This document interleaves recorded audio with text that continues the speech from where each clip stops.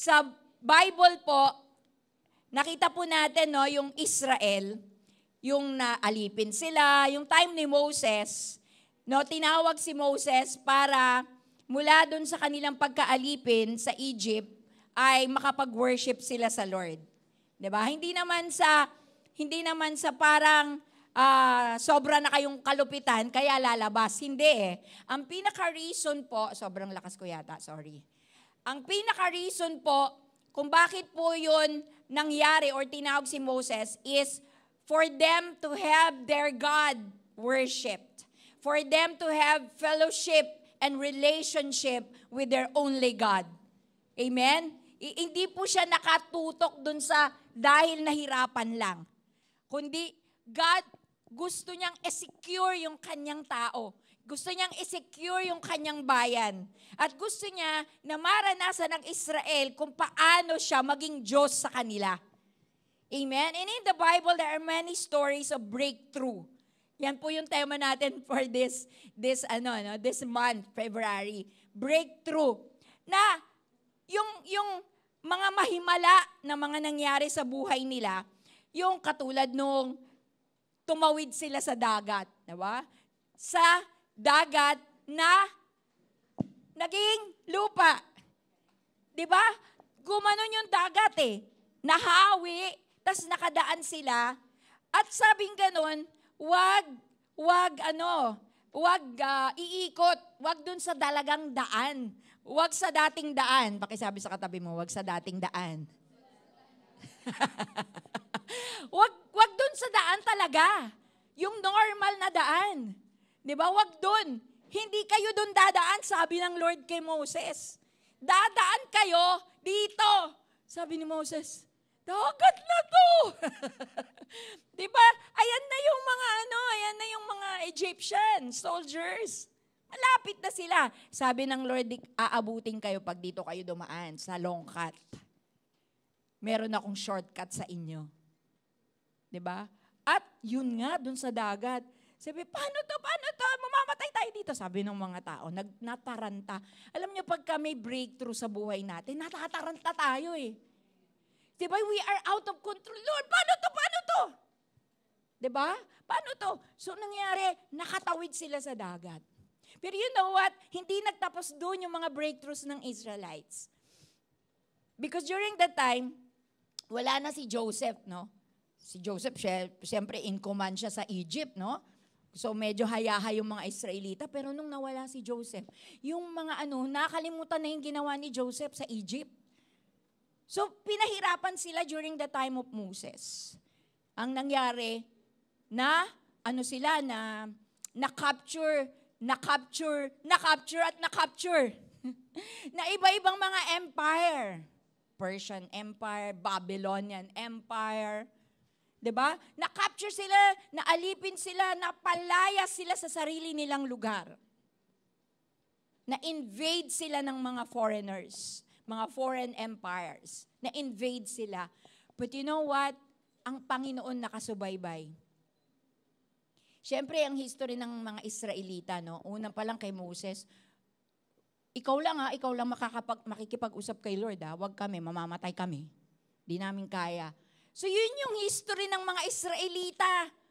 Kailangan may leader lang.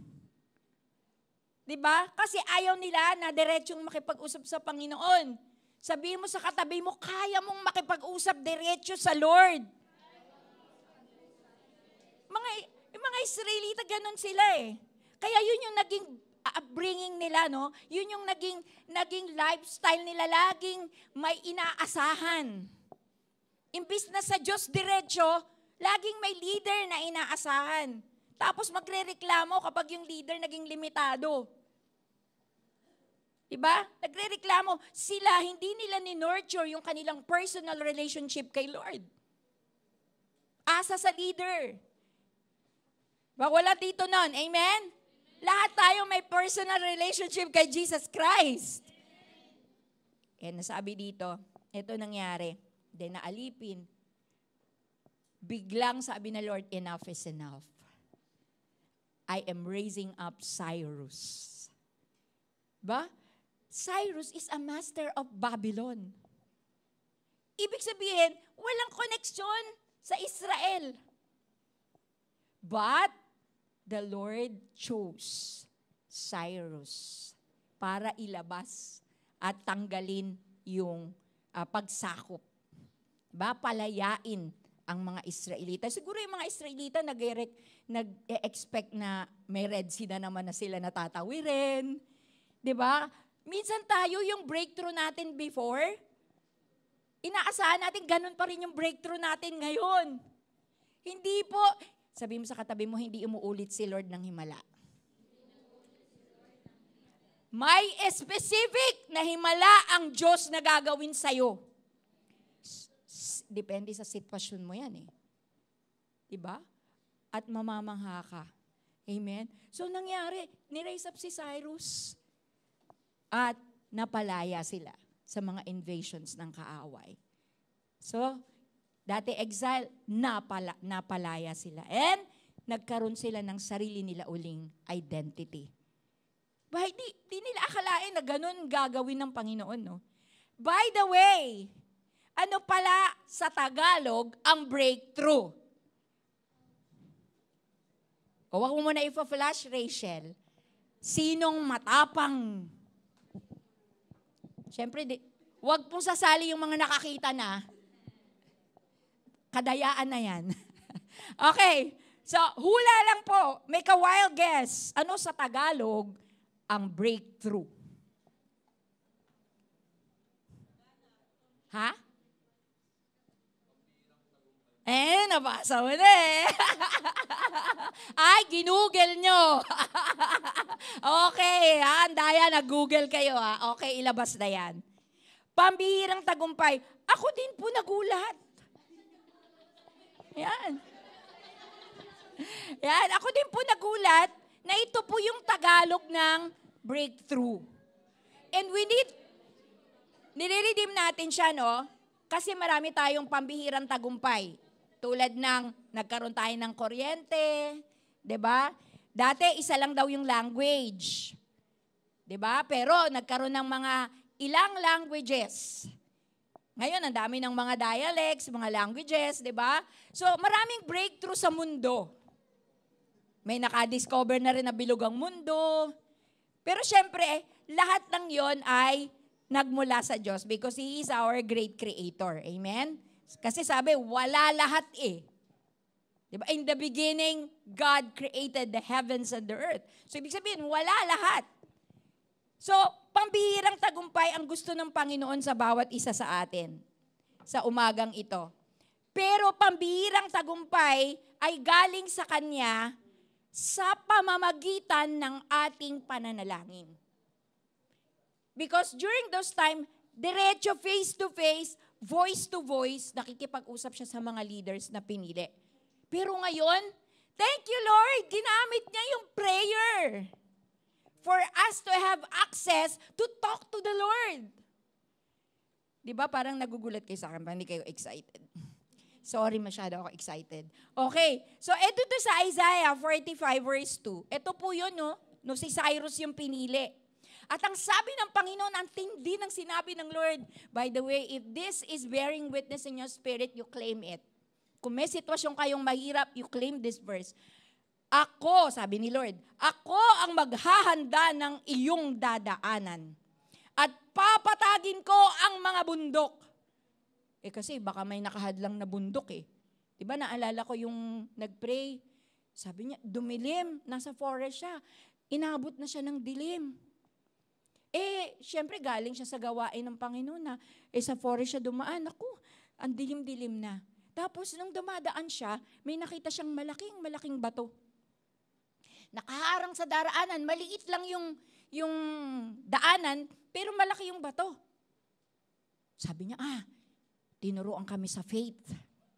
Kaya sabi niya doon sa bato, sabi niya, ikaw na bato na humaharang sa aking daraanan, mawala ka sa pangalan ni Jesus. Diba? Pagdilat niyang ganun, nandun pa rin yung bato. Pero alam niyo bakit nandun pa rin yung bato? Sabi niya, sabi ko na nga ba, nandyan pa rin yung bato eh. So ibig sabihin, we pray but we don't believe that God will do breakthroughs, will give breakthroughs in our life, in our prayer. Nandun pa rin nakasuksok pa rin sa utak mo yung anxiety. Nandun pa rin nakasuksok sa utak natin yung worry natin na hindi bibigay ni Lord. Siguro, ibibigay pero matagal pa. Diba? Pero yung tiwala, wala sa Lord. Grabe yung sinabi ng Panginoon dito, no? Papatagin ko. Kung wala man pong daanan, thank you, kung wala man pong daanan, sabi ni Lord, ako ang magbibigay ng daan. God will make a way where there seems to be no way. Amen. Yung problema mo ba, wala nang way? Baka meron naman. Ayaw mo lang ibuka yung spiritual mong mata. Because we cannot obey the Lord without faith. Hindi tayo pwedeng makapunta sa sentro ng Panginoon nang walang pananampalataya. We act out our faith. And faith comes by hearing, and hearing the Word of God. And if we don't listen our Bible, we don't meditate the Word of God on a consistent basis, because kailangan natin, walang faith na mag-i-increase. Kaya nagugulat ka, gusto kong bumait, pero di ko magawa. Gusto ko na siyang iwasan, pero di ko magawa. You need faith. And for you to have faith, you read the Bible, you pray, Lord, bigyan mo ko ng understanding sa word mo para masunod kita.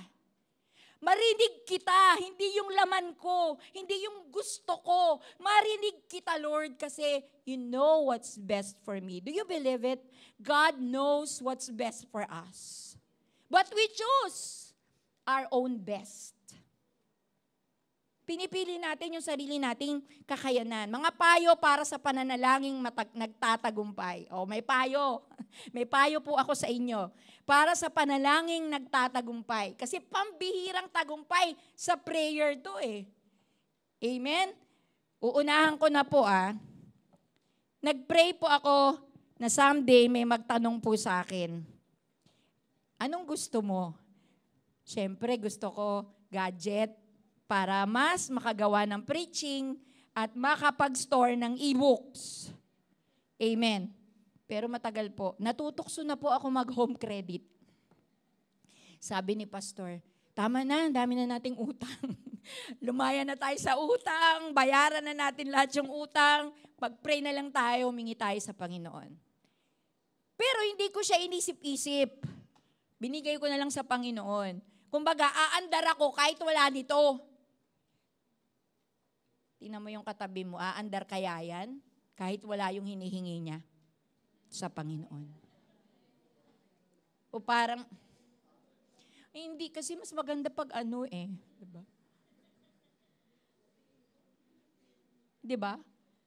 So umandar ako with excitement. Lord, bahala ka. I give it to you. Sabi nung isang magaling na preacher, huwag daw mag-pray ng bagay.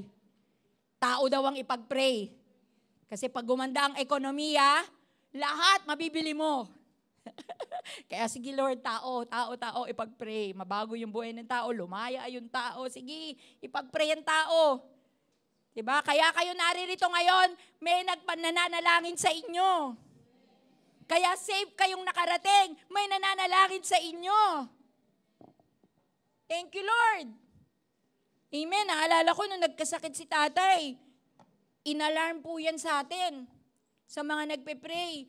Sumama po kami. Alam po namin marami nagpe-pray tayo sa inyo. From Bulacan. Pero dumagdag kami. Nag-join kami. Amen? Kung tayo po may ganong espiritu, no? We join in prayer. Tao yung pinagpe-pray, hindi gadget. Mga bagets. Diba? iPhone 16, wow, di ba? Alam nyo, minsan, ang ugat ng mga miseries, inuuna natin material na bagay kesa yung puso ng tao. Kaya nangyayari, nagkakagulo tayo sa pamilya, pero marami naman tayong gamit. pero yung pamilya wasak. 'Di ba? Pero alam niyo, pag unang inayos ng Panginoon yung puso, dahil sa prayer mo, grabe. Ang pananalangin ay mula sa puso. Yan po yung unang payo. Sabi sa 139, bear with me with scriptures. Marami po akong scriptures na babasahin sa inyo. Sabi pinili ko lang po, no, sa Psalms 139, 1 to 6, verses 1 to 6, 13 to 14, and 23 to 24 lang po. And I am reading from ang Salita ng Diyos version. Panginoon, sinisiyasat niyo ako at kilalang kilala. Amen? Kilalang kilala tayo ni Lord. Nalalaman niyo kung ako ay nakaupo o nakatayo. Sabi ko, Lord, parang masyado naman literal, nakaupo o nakatayo. Pero you know what? Nung inaral ko yung scriptures, kasi sa English, down sitting and uprising. Amen? Ang ibig po sabihin nung nakaupo, you are in low moments of your life. Mababa. Ibig sabihin, ang daming problema. Ang daming gulo. And uprising, nakabangon na. Sabihin mo sa katabi mo, congrats, nakabangon ka na. Nakarating ka, hallelujah. Ibig sabihin yung, wow, I'm ready, di ba? I'm ready to explore things from the Lord. I'm excited. So, nakikita, sabi dito, kahit na kayo ay nasa malayo, nalalaman yung lahat ng aking iniisip. Nakikita nyo ako habang ako'y nagpapahinga o nagtatrabaho. Thank you, Lord. Ang lahat ng ginagawa ko ay nalalaman nyo. Panginoon, hindi pa man ako nagsasalita, ay alam nyo na ang aking sasabihin. May mga times kasi di mo masabi talaga no? Kasi puro iyak ka Puro iyak yung ginagawa mo. Amen? Tapos, lagi ko kayong kasama. Amen? At kinakalinga nyo ako sa pamamagitan ng inyong kapangyarihan. Ang pagkakilala nyo sa akin ay tunay na kahanga-hanga. Hindi ko kayang unawain. Kilala nyo ako dahil kayo ang lumikha sa akin. Kayo ang humugis sa akin sa sinapupunan ng aking ina. Pinupuri ko kayo dahil kahanga-hanga ang pagkakalikha nyo sa akin. Nalalaman ko na ang inyong mga gawa ay tunay na kahanga-hanga. O Diyos, siyasatin nyo ako upang malaman nyo ang nasa puso ko. Subukin nyo ako at alamin ang aking mga iniisip. Tingnan nyo kung ako ay may masamang pag-uugali. At patnubayan ninyo ako sa daang dapat kong tahakin magpakailanman. Si David, nung sinasabi niya to, parang ang tao lang, ang character lang sa mundo ay sila ni Lord. Diba? Because this is prayer. This is an act of prayer. Yung umpisa niya, sabi niya, Panginoon, sinisiyasat niyo ako at kilalang kilala. Pero sa dulo, ano sabi niya? Lord, siyasatin niyo ako. Search me, O God, and know my heart today. Try me and make me clean. Diba? So, ibig sabihin, Lord, pag may nakikita ka mali sa akin, sometimes when we pray for people, hindi niya sinabi dito na although may sinabi siya na yung masasama, Lord, puksain mo na. Pero bumagsak siya sa sarili niya. Sometimes when we pray, labas sa atin yung problema. We blame it on others. Di natin nakikita yung participation natin dun sa conflict. Sumasama ang loob natin sa ibang tao because we know sila yung mali. Pero hindi tayo umaabot sa point na, Lord, search me and know me. Baka merong mali sa akin. And lead me in the way everlasting, sabi niya.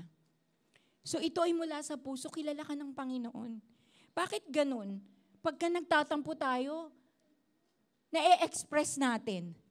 Bakit pag nagpupuri tayo, hindi natin ma-express? Hindi ka makasigaw, hindi ka makasayaw. Sabi ni Angeli, ano yun? Tumalon. Hindi ka makatalon. Ba't hindi ka makarelate? Pero pagka nagtatampo ka, nagagalit ka, minsan naguhuramentado ka pa. Bigay na bigay. Because walang consistent relationship with the Lord. Ang laging kausap, tao. Lord, hindi masyadong kinakausap. Amen? Kaya, ang ekspresyon ng damdamin, hugot sa mga kinakausap mo. Si Eva, alalahaan ninyo, Eva sa Bible ha, hindi si Eva dito. Si Eva sa Bible, sinong kausap nung bumagsak sa kasalanan? Ahas. Minsan, ang kausap natin, ahas. Yung nagka-capture ng attention natin, yun ang lagi nating kinakausap. Yung nagde-distract sa atin to pray, yun yung lagi nating binibigyan ng oras.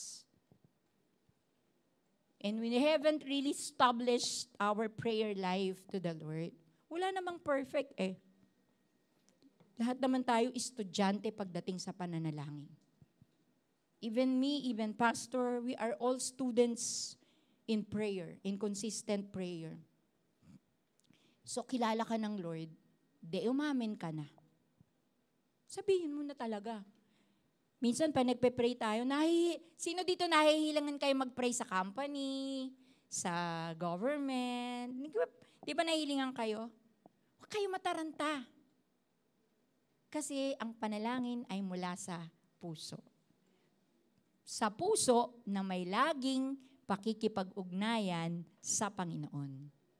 Kasi kung ano yung content mo, laman mo, yun yung lalabas. Kung ang laman mo, puro hinudakit, di ba? May kausap ka, biglang umiiyak na yung kausap. Ano sinabi ko, ba't umiiyak ka na? Nung pala, hindi nakikinig kasi merong sariling pinagdadaanan. Pero kapag kagaling ka sa pakikipag-usap sa Lord, lahat na makakatabi mo, lahat na makakatabi mo, makakausap mo, mahahawa sa'yo. Kasi kausap mo si Lord kanina eh. Mai-inspire sila. May nagsabi na naman sa akin, blooming daw ako. Thank you ah. Di ko nasasabihin kasi baka isipin nyo binobola niya ako. Alam ko naman hindi niya ako binobola. Amen. Wala akong masyadong effort para sabihan mo ako na blooming. Kasi yung iba syempre naantay yung word na yon, di ba? Kaya mag-e-effort ka para gumanda ka, di ba? Pero hindi eh. Why? Ang nagpapaganda sa akin si Lord. Kasi may mga times na I feel pangit. Kayo ba meron din kayong ganong karanasan? You feel pangit? May mga times na ganon, I feel pangit and mabaho. Diba? But when I pray, grabe, inspired ka, you know what to do, there's full of wisdom, full of management, nagkakaroon ka ng managerial skills, naayos mo yung oras mo, everything runs smoothly because inuna mo si Lord. Pangalawa, ang pananalangin ay matyagang pananampalataya. May pananampalataya naman, pero matyaga ba? Yung pananampalatayang hindi nagdududa sa Diyos. Hindi masyadong pinaiiral yung bugso ng damdamin, kundi ang pinaiiral, Lord, mangusap ka sa amin. Matyagang pananampalataya. Sabi sa 1 Thessalonians 5:16-18 sa Tagalog, lagi kayong magalak, laging manalangin, at magpasalamat kayo kahit ano ang mangyari. Dahil ito ang kalooban ng Diyos para sa inyo ng mga na kay Kristo Jesus. Hindi po ito religious discipline or spiritual discipline na tinuturo sa atin ni Paul sa mga Thessalonians. It's kasi parang, ano ba yun? Dinidiktahan? Pati ba naman pagsaya ko, ididikta pa? Diba? Yung dulo, ano yung dulo ng verse? Na kay Kristo Jesus. Na kay Kristo Jesus ka, madali ka lang magre-rejoice kahit may problema. Diba? Naiiyak pa rin. Yes, normal tayong tao eh. Pakikalabit yung normal yan. Tao yan, tao. Yan. Tao yan. We can cry, we can release the pain, but let's do it in front of God. Lord, I give up this pain to you, Lord. Ang hirap. Pero uunahin kita, Panginoon, because you are the source of joy. You are the source of peace. And I want to come to you before anybody else. Sa'yo ko unang lalapit, Panginoon, para itama mo yung nararamdaman ko. Meron tayong sa Luke 18:1-8. Sabi dito, nagkwento si Jesus sa mga tagasunod niya upang turuan silang laging manalangin at huwag mawalan ng pag-asa. Imagine, no? Sabing ganon, nagtalinhaga para turuang mag-pray at huwag mawalan ng pag-asa. Bakit? Alam ni Jesus na ang tao hirap mag-pray. Na ang tao nag-i-struggle na manalangin. Kaya nagtuturo siya, pray, pray, pray. Don't lose hope, pray, pray, pray. Amen? Bakit? Alam niya kasi ang tao mahina sila sa pananalangin. Minsan, yung prayer life natin, according sa mood. Pag feel mo mag-pray, mag-pray ka, di ba? Yung cute ka pa, ganun. Alam niyo ba, maraming araw sa panalangin ko, na nagsusumbong lang ako sa Lord. Pero sabi ng Panginoon, darating ang time, hindi puro sumbong ang sasabihin mo sa akin. Because nung nawala yung pain na nirelease ko sa Panginoon, unti-unti nilalagyan ako ng Lord, binabalik ako ng Lord sa kanyang mga pangako.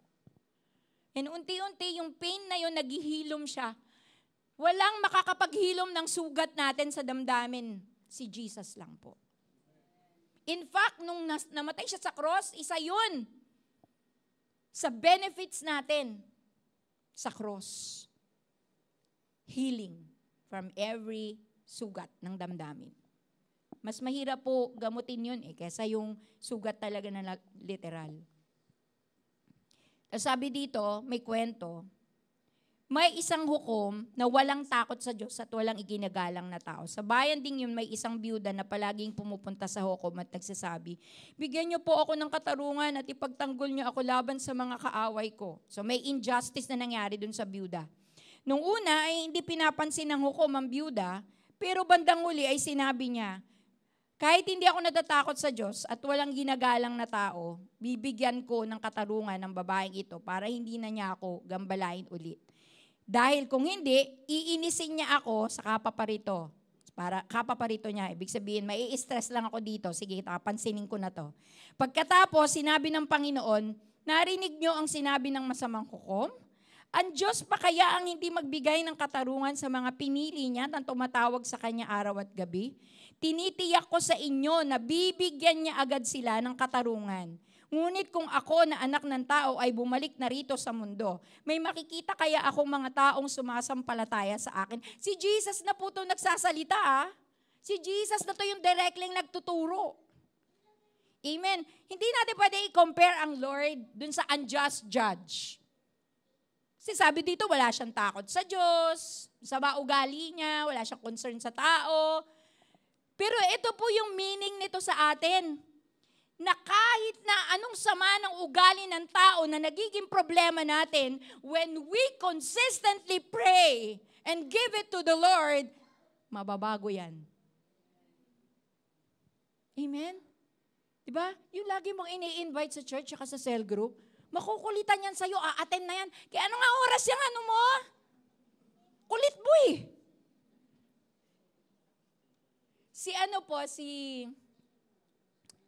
Sino nga, nakalimutan ko na yan. Yung dating asawa ni Lacson, yung anak ni Lacson, yung sikat. Jody. Si Jody Santa Maria nag-testimony. Yung kakulitan ni Connie Reyes ang nagpapunta sa kanya sa simbahan. Nagulat pa nga siya, kinilabutan daw siya kasi Nilehens daw siya ni Connie. Ano yan? Kinilabutan daw siya kasi nililehens siya ni Connie. Kasi punong-puno siya ng problema, broken person siya at that time. Tapos lagi siyang in-invite ni Connie. Sabi, church ka, ganito, ganyan. Tapos, oo lang daw siya, pero hindi na daw siya pupunta.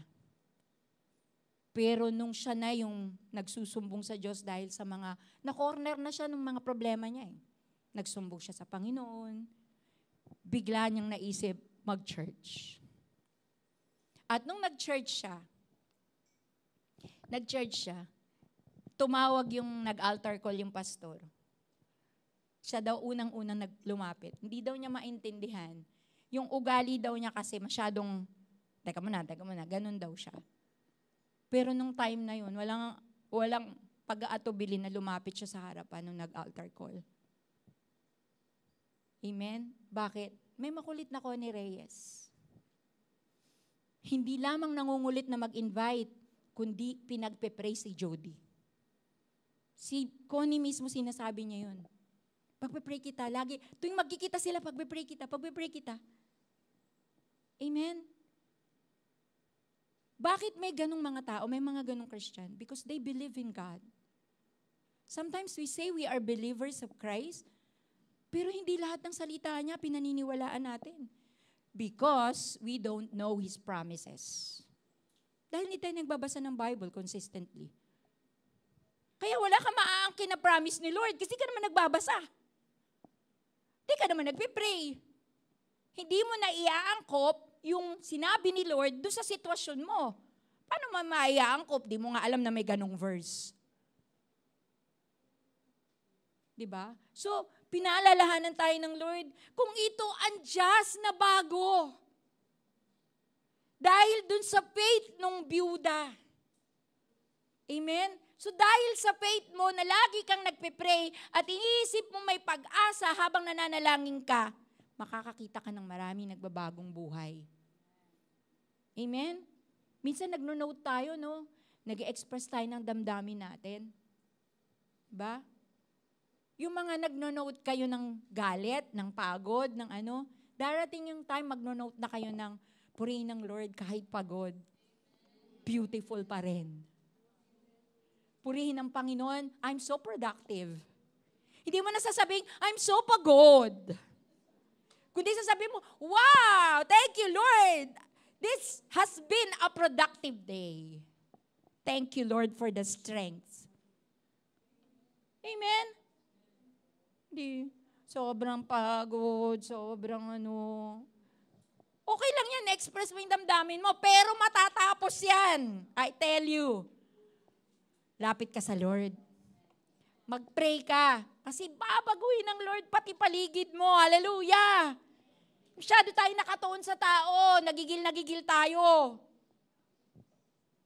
O sa kasalanan na ayaw nating pakawalan. Na ayaw nating i-give up. Sabi ng Lord, try me. Hindi nga niya dapat sabihin yun eh. Pero sinabi niya sa Malakay, di ba? Sa Malakay, subukan niyo ako. Hindi nga dapat sabihin ni Lord yun kasi God siya. Pero sinabi niya pa rin, try me.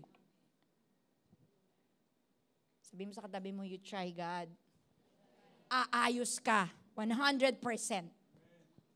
Titino ka mag-isip.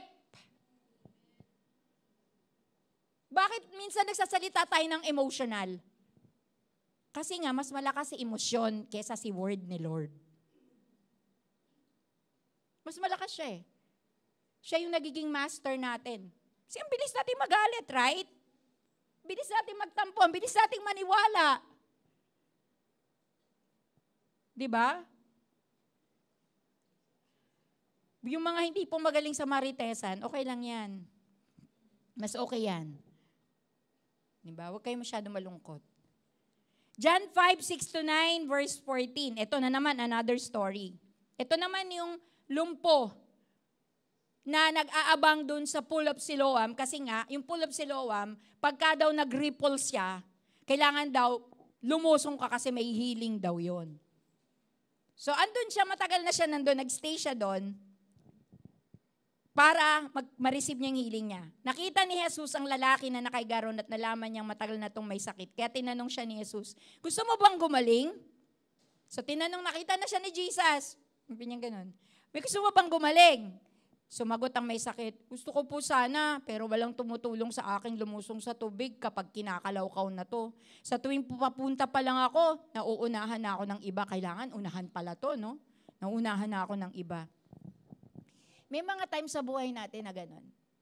Masyado tayong naaawa sa sarili natin. Okay na sana kaso naman, yung yung asawa ko Merong isa nagsabi sa akin, sabi niya, pag-pray natin yung asawa ko. Bakit? Kasi humahad lang siya para maka-church ako tsaka maka-cell group. Sabi ko, siguro wisdom din ng Lord yun sa akin. Nagbiro ako, sabi ko sa kanya, anong prayer natin? Gusto mo ba, pag-pray natin, kunin na siya ni Lord? Parang joke lang, pero alam ko direksyon ng Lord yun Sabi niya, di naman, pastora, hindi naman. Kasi ikaw din ang magpapabago sa kanya para hindi siya maging hadlang sa'yo. Huwag mo siyang lagyan ng titulo na distraction sa'yo or hadlang sa'yo para kay Lord. Alam niyo ba, just press on. Ipilit mo yung relasyon mo sa Panginoon. I tell you, kapag pinilit mo yan, walang makakahadlang dyan. Because the Lord will raise up your faith na bibilib ka sa Panginoon na kahit ano nang danasin mo, kaya kang itawid ng Lord. You will begin to believe in the powerful God. Bababa ng bababa yung sarili mong galing. At tataas ng tataas yung galing ng Diyos sa buhay mo. Tataas ang pananampalataya mo. You will begin to believe in God more than you believe yourself. Oo, ihanda mo yung future mo. Pwede ka mag-insurance. Okay yan. St. Peter, okay yan. Pero huwag kang makampante. Huwag kang maging at peace dyan. I-develop mo yung eternal security na dapat na meron ka. And that is our relationship with the Lord. Di ba si Haring Solomon niya, sabi niya, nagtrabaho ka, nag-ipon ka, tas namatay ka, napunta rin sa mga taong hindi mo kilala. Tama yan, anak. Di ba? May ganun sinabi si Haring Solomon So, ibig sabihin, yung mga pagpupundar, hindi dapat yun ang pangunahin sa buhay natin. Ang pangunahin sa buhay natin, ayusin natin yung relationship natin sa Lord through prayer. Sabi ni Lord, sabi ni Jesus, tumayo ka, buhatin mo yung higaan mo, lumakad ka. Agad na gumaling ang lalaki. Sabi niya, nagre-reklamo, walang tumutulong sa akin, walang nagdadala sa akin dun Diba? Ang dami niya nakikitang dahilan para hindi siya gumaling. Sabi ni Lord, inutusan lang siya ni Lord tumayo ka dyan. Tumayo ka dyan at iligpit mo yung higaan mo. Hindi mo na kinakailala mo blub dyan. Tumayo ka lang dyan. Sometimes, ang ginagawa ng Panginoon is nilalayo tayo dun sa inaasahan natin na makakapagsalba sa atin. Na masasagot yung problema natin. Hinahawi niya yun. Minsan, ilalagay ka ng Lord sa sitwasyon na wala ka nang pwedeng asahan, kundi siya lang. Kasi ginusto mo yun Ginusto natin yun. Lahat ginagawa pa rin natin. Imbis na ayusin natin yung relasyon natin sa Panginoon, lahat ng solusyon sa problema natin, ginagawa natin.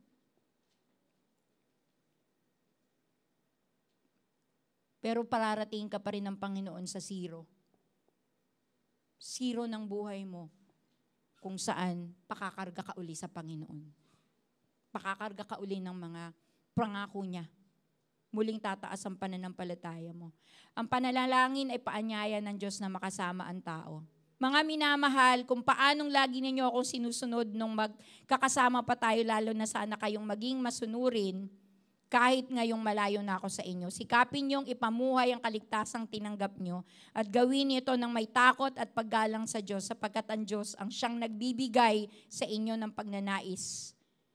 It's not about your relationship with your leaders, but it's about your relationship with the Lord. Ini-invite ka lagi ni Lord na makasama ka niya. Through prayer, nakakasama mo lagi yung Panginoon. The Holy Spirit is the Lord of prayer.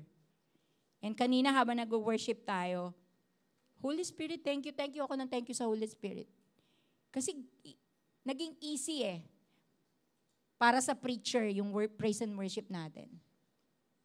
Amen? Nakawala tayo sa presence ng Panginoon. 1 Corinthians 1, ngunit pinili ng Diyos sa mga itinuturing ng mundo na mangmang upang hiyain ang marurunong. Diba? Do not be conscious about your limitations. Huwag ka masyado nako-conscious. Wala kasi akong ganito, wala akong ganito. Kung meron lang akong ganito, meron lang. Huwag ka ma-conscious doon. Kasi sabi ng Panginoon gagamitin ka niya whoever you are. Amen? Kapag ka nakuha mo yung right relationship with the Lord, ayusin niya lahat Amen? Alam nyo, itong iPad na to, yung story ng iPad na to, iniwan na namin yan. Hindi na namin iniisip yan. Basta iniwan na lang namin sa Panginoon yan. Isang araw, matatapos na ang December, may nagtanong. Nag-chat, Pastora, anong gusto mo na ipadala ko sa'yo? Wow! Alam niyo ba na dumating sa akin, Lord, sana may magtanong sa akin kung anong gusto ko. Kasi alam ko na isasagot ko Diba? Simpleng lambing sa Panginoon, pwede yun. Pwede mo sabihin sa Lord. Diba? Pero kay Lord's way, huwag kang masyado, hindi naman. Diba? Hindi ganun. Kailangan ng attitude mo, si Lord pa rin ang dapat Lord. Siya pa rin, paraan pa rin niya. At sabi, ano gusto nyo? Nataranta ako doon. Alam ko kung ano yung gusto ko, pero nataranta ako. Lord, talaga?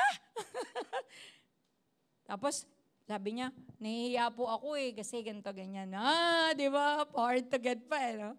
Nahiya po ako, ganyan. Sabi niya, hindi, once in a lifetime lang to, Pastora. Pati si Pastor, kung anong gusto ni Pastor. Nung tinanong ko si Pastor, sabi niya, sapatos daw. Di hanap namin sapatos. Sabi ko pa, parang mas kailangan mo yung iPad kasi nagpipikit-pikit na yung iPad mo. More than 10 years na yata yung iPad mo. Kailangan mo ng bagong iPad, yung mas malaki. Kaya, bumelo ako, sabi ko, if it is not too much for the asking po, pwede po bang iPad na lang po kay Pastor imbis na sapatos? Kasi sira na po yung ganito, ganyan. Tapos ako po, syempre mas maliit na iPad yung gusto ko. Magsisimula. iPad or laptop. Laptop po talaga yung gusto ko Kaya lang, nalito siya. Kasi yung choices ng iPad, dalawa kasing nilagay ko na link. Nalito siya, yung pinakahuling picture, yun na yung yun na yung chinek out niya. 2 iPad na yung last picture na sinend ko sa kanya. Tapos dumating na. Sabi niya, hindi pa pala dumadating. Sabi, Pastora, intayin mo siya 7 to 10 days. Dumating po yung iPad namin ni Pastor January 29. Amen? January 29 po dumating yung walang kahirap-hirap. Amen? Walang kahirap-hirap. At nung tiningnan po namin nung isang araw, yung presyo po ng mga iPad namin, nagulat kami. Ang laki pala ng presyo nito. Amen? But there's a sense of yung happiness, not because of material things. There's a sense of happiness dahil alam mo na inuna mo ang Panginoon sa buhay mo. Amen? At parang sinisecure ka ng Panginoon na ako ang mas importante. Having me is everything. Having Jesus is everything. Kaya walang mag-freak out. Walang madidepress. Because having Jesus is everything. Kahit sino ka anong estado mo, ang pananalangin ay pagtitiwala sa Diyos na iyong minamahal. Do you love God? Love is an action word. It's not a noun. It is expressed. Love is action. And our action before the Lord is faith. Ang nagpapaandar sa atin, sa relasyon natin sa Lord, ay pananampalataya. Mula sa laging pagbabasa ng kanyang salita. So sabi dyan ng 1 Peter 1:3-9, purihin natin ng Diyos at Ama ng ating Panginoong Hesukristo dahil sa dakila niyang awa sa atin. Ipinanganak tayong muli sa pamamagitan ng muling pagkabuhay ni Kristo. Ito ang nagbibigay sa atin ng malaking pag-asa na may nakahandang mana ang Diyos para sa atin. Ang manang ito'y nasa langit, walang kapintasan, hindi nasisira, hindi kumukupas. At sa pamamagitan ng pananampalataya nyo, iniingatan kayo ng kapangyarihan ng Diyos. Habang naghihintay kayo, pag walang faith, hindi maiingatan ng Lord. So kailangan may faith tayo para maingatan tayo ng Panginoon. Para laging secured tayo sa salvation natin. Dahil dito dapat kayong magalak sa kabila ng iba't ibang pagsubok. Dahil ang mga pagsubok na ito'y panandalian lang at dapat ninyong maranasan. Dapat pala, inevitable pala ang mga problems. Ang mga testing, inevitable. Para masubukan kung talagang tunay ang pananampalataya nyo. May testing, that is inevitable. Huwag kang masyasyak. Meron talagang pagsubok na darating. Pero may Diyos ka, amen? Katulad ng ginto, sinusubok ito sa apoy para malaman kung tunay o hindi. Pero mas mahalaga ang pananampalataya natin kaysa sa ginto na nawawala. Kaya kaya kapag napatunayan tunay ang pananampalataya nyo, papupurihan kayo at pararangalan pagdating ni Hesukristo kahit hindi niya siya nakikita ay mahal nyo siya. At kahit hindi nyo pa siya nakikita hanggang ngayon, sumasampalataya pa rin kayo sa Kanya. At nag-uumapaw ang inyong kagalakan na hindi kayang ipahayag ng bibig. Walang iba kundi, dahil tinanggap nyo ang bunga ng pananampalataya nyo na walang iba kundi ang inyong kaligtasan. Lahat pala ng may faith kay Jesus, mula sa hugot sa word, mahal si Lord. When our faith acts us out in our everyday life, ibig sabihin na di-develop yung love relationship mo sa Panginoon. Amen? Gusto ng Lord mahalin natin siya. Sabi sa 27 verse 1 na lang babasahin ko, ang Panginoon ang aking ilaw at tagapagligtas. Sino ang aking katatakutan? Siya ang nagtatanggol sa akin, kaya wala akong dapat katakutan. Amen? The Lord is the light, is my light and my salvation, in whom I will not be afraid. Yan ang gusto sabihin sa atin ng Panginoon. Ang pananalangin ay pagsuko ng buhay sa kalooban ng Diyos. Lord, eto sasabihin ko, kasi sabi, make your request known, be known to God. Sasabihin ko to sa iyo, Lord, pero kalooban niyo pa rin ang mapangyari.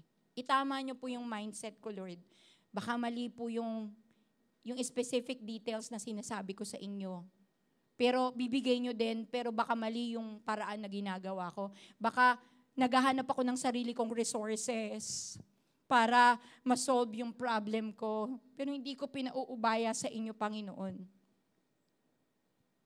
Amen? Surrender tayo sa Panginoon. Huwag po tayong sumurrender sa mali sa buhay natin. Ang paghihirap, sabi sa Romans 8, sa buhay na ito ay hindi maihahambing sa napakagandang kalagayan na mapapasa atin balang araw. Maging ang buong nilikha ay sabik na naghihintay na ihayag ng Diyos ang mga anak niya. Sapagkat ang lahat ng nilikha ng Diyos ay hindi nakaabot sa layuning para sa kanila. Nangyari ito hindi dahil sa gusto nila, kundi dahil ito ang gusto ng Diyos. Pero may pag-asa pa dahil palalayain din niya ang buong nilikha mula sa kabulukang umaalipin dito. Di ko na po basahin lahat. And in Matthew 6:9-13, kaya manalangin kayo ng katulad nito, Ama naming nasa langit. Sabayin niyo po ako. Sambahin nawa kayo ng mga tao, naway magsimula na ang inyong paghahari at masunod ang inyong kalooban dito sa lupa tulad ng sa langit. Bigyan niyo po kami ng aming pagkain sa araw-araw. Patawarin niyo kami sa aming mga kasalanan tulad ng pagpapatawad namin sa mga nagkasala sa amin. At huwag niyo kaming hayaang matukso, kundi iligtas niyo po kami kay Satanas, sapagkat kayo ang hari, ang makapangyarihan at dakilang Diyos magpakailanman. Tumayo po tayong lahat. Panghuling paalala po sa bawat isa sa atin. I know this is a familiar verse sa inyo or familiar verses sa inyo. But the Lord is reminding us sa umagang ito, God knows what's best for us. Huwag ka na magpumiglas sa Diyos. Kaya ka nahihirapan kasi nagpupumiglas ka pa. Ayaw mo pang isuko yung buhay mo sa Panginoon. Sa tinagal-tagal na hindi mo sinusunod yung will ni Lord, gumanda ba yung buhay mo? Gumaan ba? Sumaya ka ba? O lalo mo lang pinatagal yung pag-aayos ng Diyos sa buhay mo? Jeremiah 29, I want you to be in the spirit of prayer right now. Habang binabasa ko po ito sa inyo, huwag nyo na pong tingnan yung screen. I want you to just listen and be in the atmosphere of prayer. Sabi po dito, alam ko kung paano ko tutuparin ang mga plano ko para sa kabutihan nyo at hindi sa kasamaan nyo. At plano para bigyan kayo ng pag-asa na magkaroon kayo ng mabuting kinabukasan. Kung magkagayon, tatawag at mananalangin kayo sa akin. At diringgit ko kayo.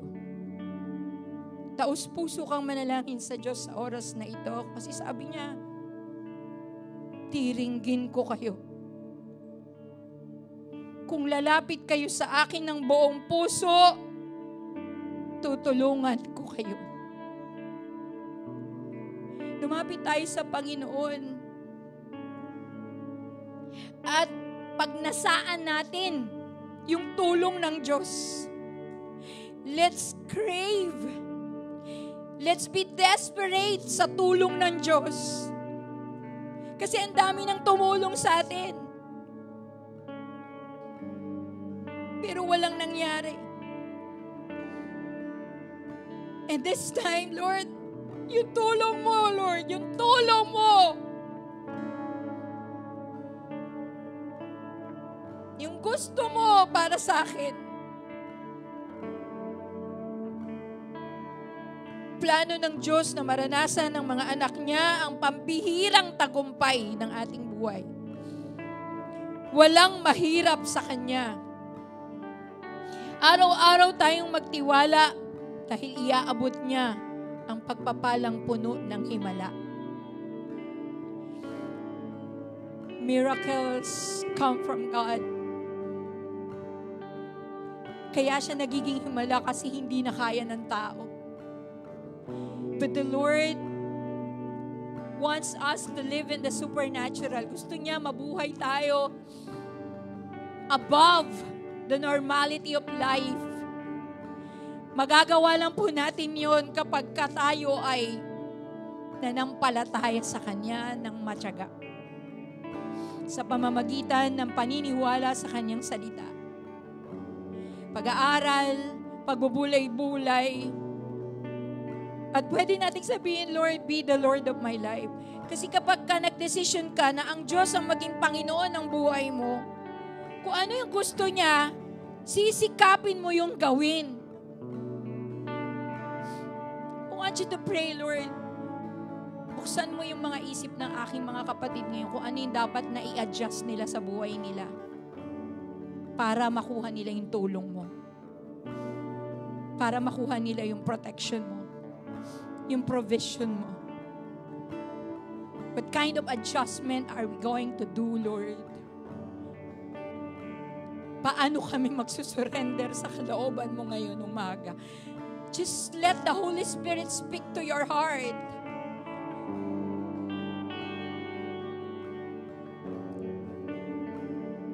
Hallelujah.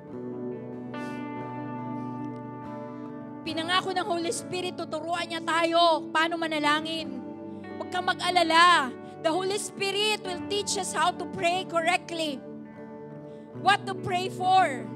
How to pray. Napaka-importante sa Diyos ang pananalangin. This is how He connects to us. This is how nagbibigay siya ng gabay sa bawat isa sa atin. Hallelujah, Lord. Hallelujah, Lord. Lahat ng nais sumuko sa Panginoon, I just want you to come forward. Kung hindi man kasya, basta forward ka lang ng konti dun sa upuan mo.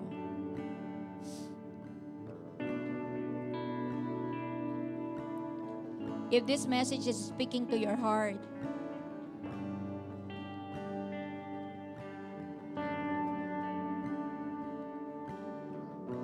namnamin mo yung sinasabi sa iyo ng Panginoon. Because God equips and raises up individually. Bawat isang tao.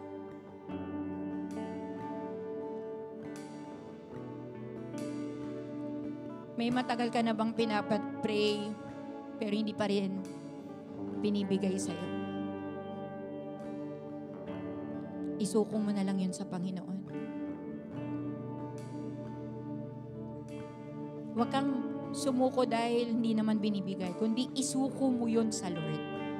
Ibig sabihin, pinagkakatiwala mo yun sa Panginoon. Your way, Lord, your way, not my way.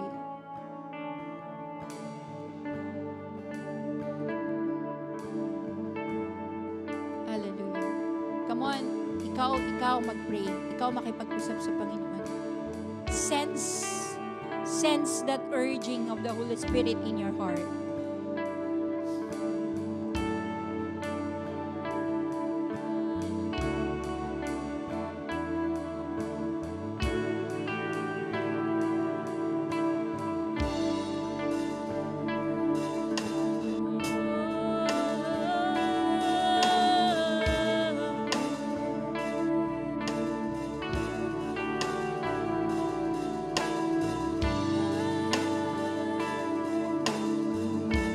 In the name of Jesus,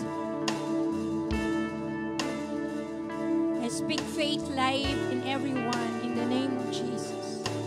Pukawin mo, basagin mo yung buhay pananampalataya ng bawat isa sa amin, Lord, so that we could give way to you, Lord. We could give way to your fresh revelations, Lord, every day. Mas makilala ka namin, Lord. It's true, Lord, na yung story sa Bible, story na mga unang panahon pa, para sa kanila. Pero Lord, ibinigay mo ang Biblia sa amin ngayon, para makilala ka namin, may access kami para makilala ka namin, kung paano ka kumilos sa buhay ng mga anak mo, kung paano ka magmahal, Panginoon, hindi nanunumbat, hindi namimili. Yung pagmamahal mo, willing na ayusin kami. Yung pagmamahal mo, Panginoon, willing na pasaganain ang buhay namin. Bigyan kami ng kaligayahan, bigyan kami ng kapayapaan. And thank you for sending your Son, Jesus Christ. Kapag hindi ka sigurado na tinanggap mo si Jesus sa puso mo, I just want you to pray this prayer. Father, forgive me. Nagkasala ako, ang dami kong kasalanan, linisin niyo po yung puso ko. Nais ko po kayong maging Panginoon ng aking buhay mula ngayon at magpakailanman. Salamat po sa presensya mo sa pangalan ni Jesus. Amen. At kung ikaw naman, gusto mo uli na bumalik yung apoy sa buhay mo, sa iyong relasyon sa Panginoon, just say this prayer, Lord, I surrender everything to you, Lord. Ayoko nang mag-isip, Lord. But I just want you to know, I give you the full authority in my life. Be the king, be the Lord of my life, Lord. Opo, alam ko, marami akong kahinaan. Hindi ko alam kung kailan ako uli magkakasala o magkakamali. But Lord, hawakan niyo po ako. In my weakness, be my strength, Lord. Empower me, Lord, na laging lumapit sa iyo pag may tanong ako sa isip ko, pag may problema ako sa puso ko, Lord, sa katawan ko, Lord. Itulak mo ko lagi palapit sa iyo, Panginoon. Hindi ko kakayanin mag-isa, Lord. Hindi ko kaya na paandarin yung buhay ko mag-isa. Kailangan kita, Lord. Kailangan kita. Salamat po sa pagkakataong ito sa pangalan ni Jesus. I just want you to thank the Lord right now. Hallelujah, Lord. Hallelujah, Jesus.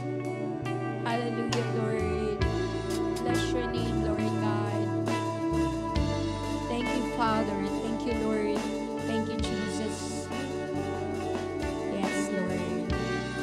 Hallelujah. Thank you, Lord, sa pagkakataong ito, Panginoon. And give us a chance, Lord, to impart these revelations, Lord, to our small groups, our huddle, Lord. Sa huddle time namin, ikaw ang patuloy na mangusap sa bawat isa sa amin. And make us be concerned to pray for one another in our huddle group.